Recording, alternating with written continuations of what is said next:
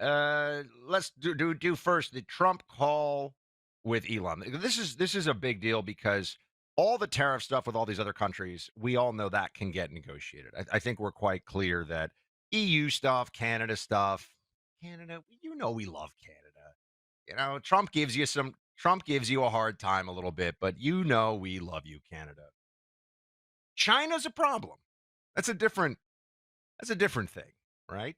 China is an issue for the United States and is doing bad things, particularly on trade, and is taking a lot of our trade secrets and exploiting, I think, the good faith of the American capitalist mindset and system. And so we got to take a different approach with them. Here, this was Trump just now in the Oval Office. He had a chat with President Xi Jinping of China, and here is what he had to say about it. Play 25. We had a very good talk, and we've straightened out any complexity. It's very complex stuff, and we straightened it out. The agreement was we're going to have Scott and Howard and Jameson will be going and meeting with their top people and continue it forward. But no, I think we have everything. I think we're in very good shape with China and the trade deal. We have a deal with China, as you know, but we were straightening out some of the points, having to do mostly with rare earth, magnets, and some other things. So those reduced trade tariff rates, they remain in effect? Yeah, we have the deal. I mean, we've had a deal. We announced the deal, and we'll be, I guess you could say, I wouldn't even say finalizing it up, Scott. I would say we have a deal, and we're going to just make sure that everybody understands what the deal is. We have a deal, and he wants to get more clarity on the deal. You know what's one big difference between this Trump administration that you're already seeing and the Biden administration? Stuff actually happens with this Trump administration. There are things in motion that are to the benefit of the American people. Think about so much of what was going on with Biden. What was Biden's trade policy? What was Biden's China policy? Biden didn't know. That much is clear. So if the guy who is named for the policy isn't even aware of the policy, and we all understand why, it's pretty clear that there would have been some gaps, you could say. There would have been some shortcomings in Biden-China trade relations and dealing with them on the economy. I mean, I'm sure, think about this. If you were Putin, and, well, you can't be Putin and Xi Jinping. I mean, that would be interesting, right? But if you were Vladimir Putin, this is one of the problems I have now when I do radio is that Ginger, the baby, Ginger's very good with the baby, so that's good news. But Ginger is more attention starved than she's ever been. So now she used to always leave me alone during radio. Now she runs over to me, and because she has free reign of the house, of course, because she's spoiled, and she drops her fetch ball at my feet during radio. So if it ever sounds like I'm like, wait, what's going on? It's because the dog, and she holds me hostage because if I don't play fetch, at least in the commercial breaks, then she starts to whine, and you'll hear all across the country. They'll hear my little Australian Labradoodle whining. But such is life, and I'm telling you because the little baby gets so much attention. She's more than ever now. She's and she makes these little noises and stuff. Anyway, she loves the baby though. She's very sweet to the baby. So at least I'm very grateful for that. All right, so Trump and Xi Jinping are squaring off against each other on this trade issue. And let's just take a moment to recognize if you were Xi Jinping or you were Vladimir Putin or really any world leader, because we all operate, you and I operate in the real world, which is other countries, whether it's China or France or the UK or Guatemala. Other countries want to get the best they can for their people when they interact with us. And you know what? That's fine.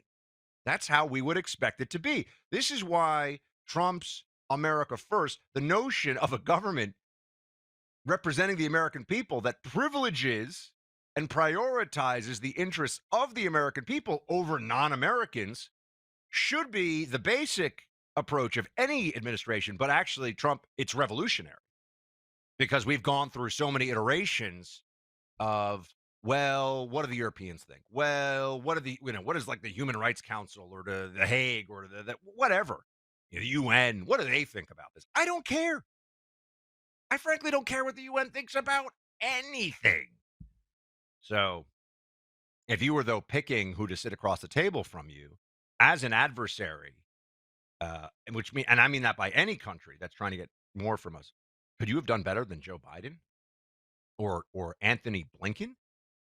Anthony Blinken, really? Think about the people who were. We're going to talk more about Karine Jean Pierre later. I know she was just a spokesperson, really, but think about those who were supposed to be making the key decisions around Biden. You wouldn't want any of these people to work for you at your company. You wouldn't want any of them as colleagues. They're not dependable. They're not wise. They're not impressive. That stuff matters. It matters with world. Either who the president is makes a difference in foreign policy or it doesn't. And if it does make a difference, clearly we were at a huge disadvantage with Biden as the president of the United States. And we are seeing something very different now with Trump. We're seeing something that we should have had all along, which is somebody who can actually process, negotiate, has a strategy, understands the interpersonal dynamics of power. Biden's just a graft machine. Biden's an imbecile. And I said it all along. You knew it. I knew it. All right.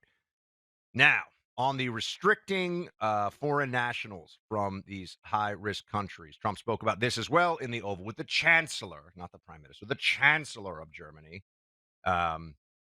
26, play it. Please. On your new travel ban, why now? And if the Boulder attack was part of your reasoning, why not include Egypt on that list where the suspect is from? Well, because Egypt has been a country that we deal with very closely. They have things under control. The countries that we have don't have things under control. And why now? I can say that it can't come soon enough, frankly. We want to keep bad people out of our country. The Biden administration allowed some horrendous people, and we're getting them out one by one, and we're not stopping until we get them out. We have thousands of murderers. I even hate to say this in front of the Chancellor. Of course, you have a little problem, too, with some of the people that were allowed into your country. It's not your fault. It's not your fault. It shouldn't have happened. I told her it shouldn't have happened, what she did. Her, meaning Angela. Angela was like, Donald, but we have to take all of the third world from the war-torn countries into America. Achtung. I'm sorry, into Germany, but into Germany. Achtung, Deutschland. Not good. Not good, Angela.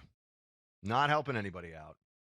And, well, helping, I guess, the people that are now exploiting their access to German welfare and the German system. Isn't it also remarkable how many of these people come to countries, whether it's in Europe or it's in America, and they have complaints, they want to complain, and we're never allowed to look at them and say, why does your country suck so much? I'm just wondering, like, as you know, oh, well, I'm not just talking about countries that have a war, but it's also worth noting, why are these countries that having civil wars or having these problems? Uh, Usually it's sectarian hatreds. So they hate the people that live within their country. Never mind how they're going to get along with all the rest of us. Um, but yeah, we never get to ask that question. I just think that there should be, again, this is one of the reasons, and I say this, and it's not just because I love getting high fives from my South Florida Latinos and Latinas who listen to this show, but it's really true. My South Florida Latinos and Latinas, or a lot of them, Cuban Americans, Venezuelan Americans, they freaking love this place and they appreciate it. And they're also voting Republican, and they have for a long, Cubans have for a long time, and more Venezuelans are.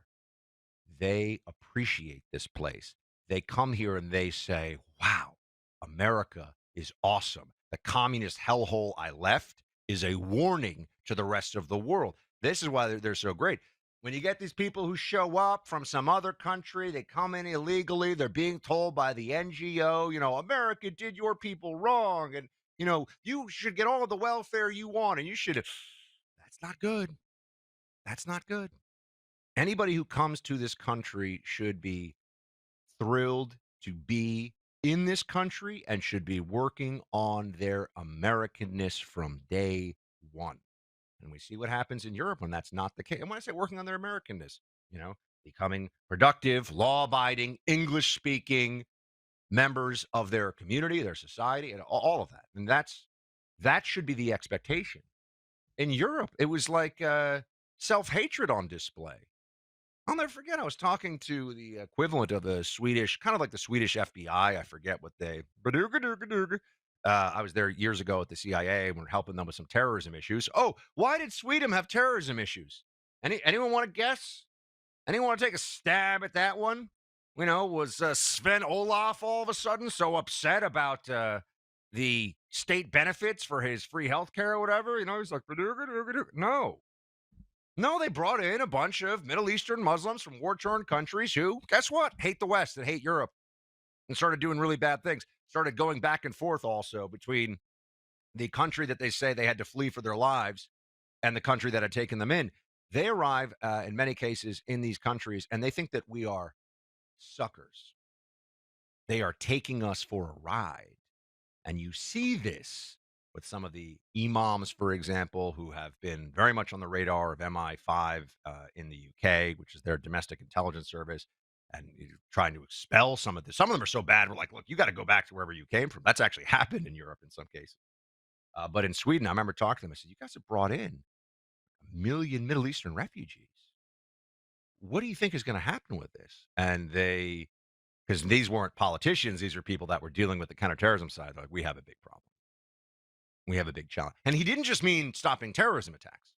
He meant they move into neighborhoods outside of some of the major cities. They don't want to learn the language. They don't want to adopt the culture. They want to set up Sharia courts. They want it their own way. And they want to be able to advocate for the slow but certain overthrow of the culture and the rule of law and the nation that they have come to.